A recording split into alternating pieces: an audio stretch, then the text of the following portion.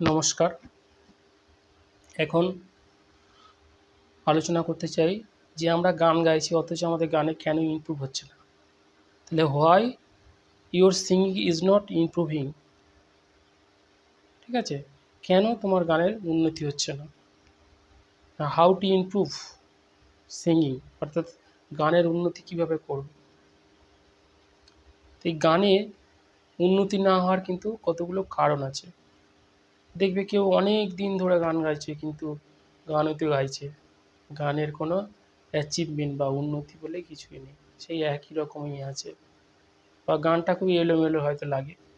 তো গানে যে উন্নতি সেটা করতে গেলে কি করতে হবে সেই নিয়ে আজকে স্টেপ বাই স্টেপ আলোচনা করব।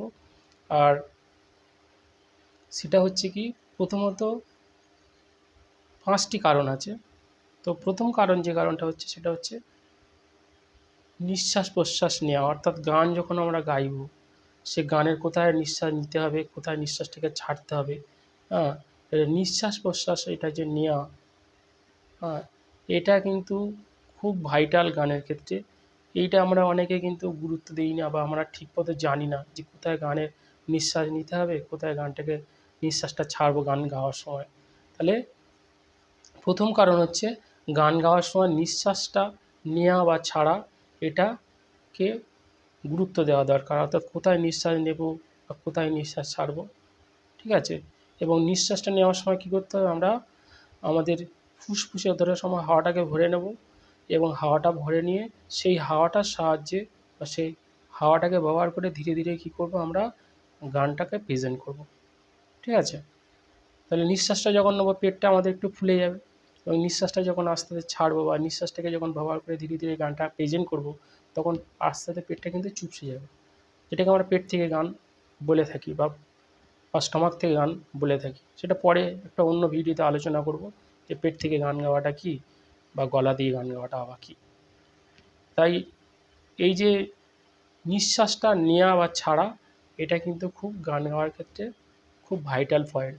অর্থাৎ কোথায় নিঃশ্বাস নেব এবং কোথায় নিঃশ্বাস ছাড়বো সেটা কিন্তু মাথায় রাখা দরকার, বা সেটাকে গুরুত্ব দেওয়া দরকার। এবং নিঃশ্বাস প্রশ্বাস নেওয়াটা যদি ঠিকঠাকভাবে গান গাওয়ার ক্ষেত্রে করতে পারি, তাহলে কিন্তু গানটা সুন্দর হতে বা ভালো হতে বাধ্য। যেমন একটা উদাহরণ দিয়ে যে বলতে গেলে বলতে হয়, যেমন সুন্দরী গো দোহাই দোহাই মান করো না, সুন্দরী গো দোহাই দোহাই মান করো না, আজ নিশীথে কাছে থাকো, না বলো না, সুন্দরী গো দোহাই দোহাই মান করো না। তাহলে দেখো, এই যে গানটা গাইলাম, প্রথমে কী করলাম, নিঃশ্বাস নিলাম, সুন্দরী গো, আবার নিঃশ্বাস নিলাম, দোহাই দোহাই মান করো না। তাহলে দোহাই দোহাই মান করো না পুরোটা বলার পরে কিন্তু নিঃশ্বাস হচ্ছে। তাহলে নিঃশ্বাসটা কোথায় নেব এবং কোথায় ছাড়বো, এটা কিন্তু গানটা ঠিকঠাক গাইবার ক্ষেত্রে এটা কিন্তু মাথায় রাখতে হবে। ঠিক আছে?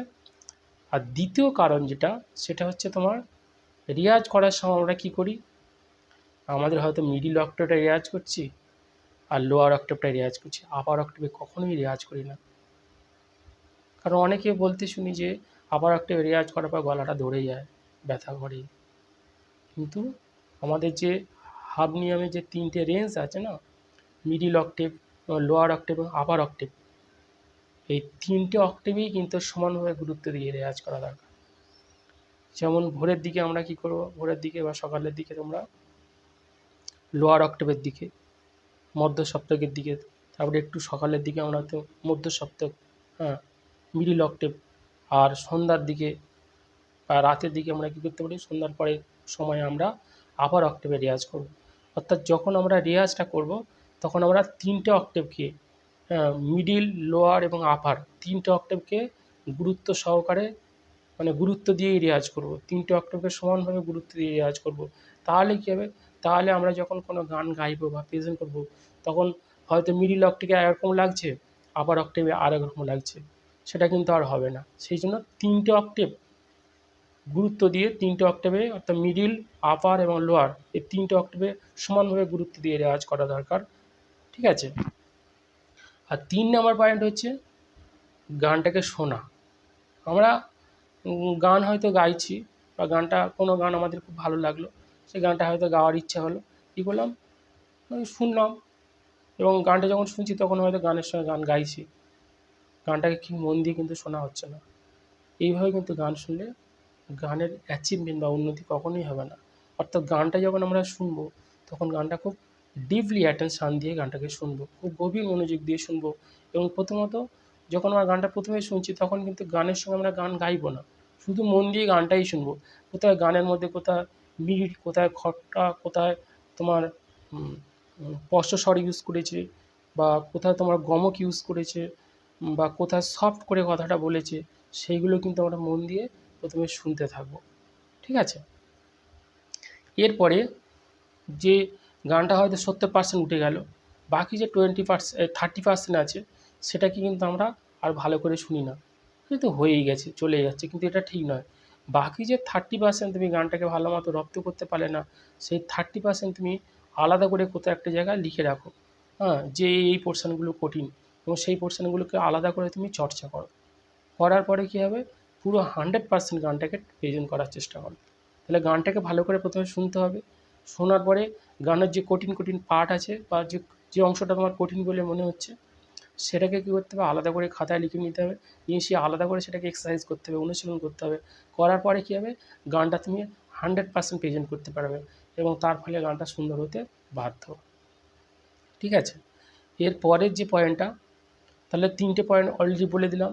এর পরের পয়েন্ট হচ্ছে তোমার গানের ক্ষেত্রে আমরা অনেক সময় কী করি, কোথাও খুব বেশি ইমোশান দিয়ে ফেলি, মানে গানটা গাইছি অথচ অনেক বেশি ইমোশানটা দিয়ে ফেললাম, কিন্তু কোথাও স্বরগুলো ঠিকঠাক লাগছে কি না সেটা কিন্তু একবার ধ্যান দিচ্ছি না, শুধু ইমোশান দিয়ে বা আবেগ দিয়ে গানটা গেয়ে যাচ্ছি, কিন্তু গানের যে স্বরগুলো সেগুলো ঠিকঠাক লাগছে কি না সেটা কিন্তু একবারও ধ্যান দিয়ে দেখছি না বা মনোযোগ দিয়ে সেটা দেখছি না, এটা কিন্তু ঠিক নয়। তাহলে গান গাওয়ার সময় কী করতে হবে, প্রথমে কিন্তু আমাদের যে গান যখন যে গানটা গাইছি সেই গানের যে স্বরগুলো সেইগুলো ঠিকঠাক লাগছে কি না তার উপরে ধ্যান দেওয়া দরকার, বা সেইগুলোকে কারেক্ট করে নেওয়া দরকার। এবার যখন স্বরগুলো ঠিকঠাক তুমি লাগাতে পারছো তারপরে তুমি ইমোশনের উপরে গুরুত্ব দাও, কিন্তু কোথাও খুব ইমোশনের উপরে আগে গুরুত্ব দিয়ে ফেললে আর গানের যে স্বরগুলো সেটা ঠিকঠাক লাগছে কি না সেদিকে তুমি গুরুত্ব দিলে না, তাহলে কী হবে, গানটা ঠিকঠাকভাবে প্রেজেন্ট হবে না বা গানটা ভালো লাগবে না। সেই জন্য গানের যে ইমোশান এবং গানের যে স্বরগুলো লাগছে, স্বর মানে স্বরের যে প্রয়োগ আর ইমোশান এটাকে কিন্তু ব্যালেন্স করে চলতে হবে, কোনোটা বেশি হলে হবে না আবার কোনোটা কম হলে হবে না।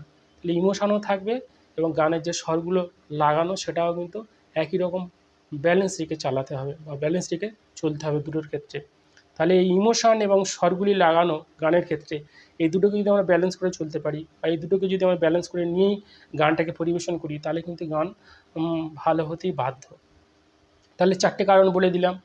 5 নাম্বার যে কারণটা সেটা হচ্ছে কি, রেয়াজ করা। আমরা অনেক সময় অনেক অজুহাত দিই, আজ এই সমস্যা, কাল ওই সমস্যা, এই টাইম পাইনি, এরকম কিন্তু বললে হবে না। আমাদের রেগুলার কিন্তু একটা রেয়াজ, এটা একটা টাইম বের করতে হবে। 2 ঘন্টা, 3 ঘন্টা, 4 ঘন্টা যার যেমন ক্যাপাসিটি সেই সময় মতো তাকে কী করতে হবে, রেয়াজ করতে হবে। যেমন ভোরের দিকে আমরা মিডিল লোয়ার অক্টেভের দিকে, তারপরে সকালের দিকে মিডিল অক্টেভের দিকে, তারপরে সন্ধ্যার দিকে আমরা আপার অক্টেভের দিকে রেয়াজ করতে পারি, বা বেলার দিকেও আপার অক্টেভের দিকে রেয়াজ করা যেতেই পারে। তাহলে আমরা যদি রেগুলার রেয়াজ করি তাহলে কী হবে, তাহলে গানের যে সূক্ষ্ম সূক্ষ্ম কাজগুলো, হ্যাঁ, কোথায় মিল লাগছে, কোথায় খটকা লাগছে, সেইগুলো কিন্তু আমরা আমাদের অনায়াসে আমাদের গলায় চলে আসবে। অর্থাৎ গানটা যখন গাইবো তখন খুব ইজিলি আমরা গাইতে পারবো। তাই জন্য কী করতে হবে, প্রতিদিন আমাদেরকে কিন্তু রেয়াজ করতে হবে। ঠিক আছে? তাহলে এই 5টি জিনিস যদি আমরা মাথায় রাখি, গানের অ্যাচিভমেন্ট বা গানের যে উন্নতি, সেটা হতে বাধ্য, হবেই হবে, গ্যারান্টি 100%। এই 5টা জিনিস মাথায় রাখতে হবে। এক হচ্ছে তোমার গান গাওয়ার সময় নিঃশ্বাস প্রশ্বাস, কোথায় নিঃশ্বাসটা নেব এবং কতটা ধরে রাখবো, কোথায় ছাড়বো নিঃশ্বাসটা সেটা মাথায় রাখতে হবে। দ্বিতীয়ত হচ্ছে তোমার রেয়াজ করার সময় 3টে অক্টেভকে সমানভাবে গুরুত্ব দেবো। অর্থাৎ মিডিল অক্টেভ, লোয়ার অক্টেভ এবং আপার অক্টেভ, মধ্য সপ্তক, মধ্য সপ্তক এবং তার সপ্তক, এই 3টে সপ্তকে সমানভাবে রেওয়াজ করব, ঠিক আছে? কোনোটা যেন কম বেশি না হয়। আর তৃতীয়ত হচ্ছে তোমার গানটা যখন শুনবো খুব মন দিয়ে শুনবো। গান করার মানে গানটা যখন শুনছি তখন গান করার সঙ্গে সঙ্গে গানটা শোনার সঙ্গে সঙ্গে গান করবো না, কিন্তু গানটা শুধু মন দিয়ে শুনবো, বা গানটা শুনছি এদিকে অন্য কোনো কাজ করে যাচ্ছি, তাহলে কিন্তু তোমার গানটা কিন্তু তুমি ঠিকঠাকভাবে কিন্তু শোনা হচ্ছে না। সেই জন্য কী হচ্ছে, খুব ডিপলি অ্যাটেনশান দিয়ে গানটাকে কিন্তু শুনতে হবে, এবং গানের যে কঠিন পার্ট সেগুলোকে তোমার লিখে নিয়ে সেইগুলোকে আলাদা করে চর্চা করতে হবে। করলে দেখবে গান এমনি ঠিকঠাক হতে বাধ্য। তাহলে এটা 3 নাম্বার পয়েন্ট। আর 4 নাম্বার পয়েন্ট তো বললাম, আমাদের ইমোশান কখনো কখনো খুব বেশি গুরুত্ব দিয়ে ফেলি, এবং গান গাওয়ার সময় স্বরের উপরে গুরুত্ব দিচ্ছে না, কোথায় কোন স্বর লাগছে বা কোথায়, আবার কোথায় ইমোশানের উপরে শুধু বেশি ধ্যান দিচ্ছি, এটা কিন্তু করলে হবে না। ইমোশনও থাকবে এবং গানের ক্ষেত্রে কোথায় কোন স্বর ব্যবহার করছে সেটাকেও কিন্তু মাথায় রাখতে হবে। তাহলে প্রথমে কী করবো, প্রথমে আমরা স্বরগুলোকে ঠিক করবো, কোথায় কোন স্বর লাগছে গানের ক্ষেত্রে, তারপরে ইমোশনের উপরে গুরুত্ব দেবো। আর 5 নম্বর যেটা বললাম সর্বশেষ, সেটা হচ্ছে তোমার রেয়াজ করা, রেগুলার রেয়াজ করা। রেয়াজটাকে যদি আমরা ঠিকঠাকভাবে করতে পারি তাহলে কিন্তু আমাদের গান ভালো হতেই বাধ্য, ঠিক আছে? তাহলে আজকের এই বলে আমি আমার ভিডিও এখানেই শেষ করছি। যদি ভিডিওটি ভালো লাগে তাহলে লাইক, কমেন্ট এবং শেয়ার করবেন, ঠিক আছে? আর সবাই খুব ভালো থাকুন, এবং প্রত্যেকের গানের উন্নতি হোক, এবং এটা উন্নতি করা সম্ভব যদি মানুষ চেষ্টা করে। অবশ্যই সে তার গানকে আরও অনেক বেশি এগিয়ে নিয়ে যেতে পারে, এবং মানুষের চেষ্টার বাইরে কিছু নেই কিন্তু। আজকের এই তুমি যদি চেষ্টা করো তুমিও কিন্তু পারবে, তো তোমাকে সেইভাবে চেষ্টা করতে হবে, ঠিক প্রসেসকে ফলো করে ঠিকভাবে আমাদেরকে যদি আমরা যদি এগিয়ে যাই তাহলে কিন্তু আমরা আমাদের যে লক্ষ্য বা টার্গেট সেটা কিন্তু আমরা ফুলফিল করতে পারবো। সেই জন্য আর কথা না বাড়িয়ে ভিডিওটা এখানে শেষ করছি। সবাই খুব ভালো থাকুন, ধন্যবাদ।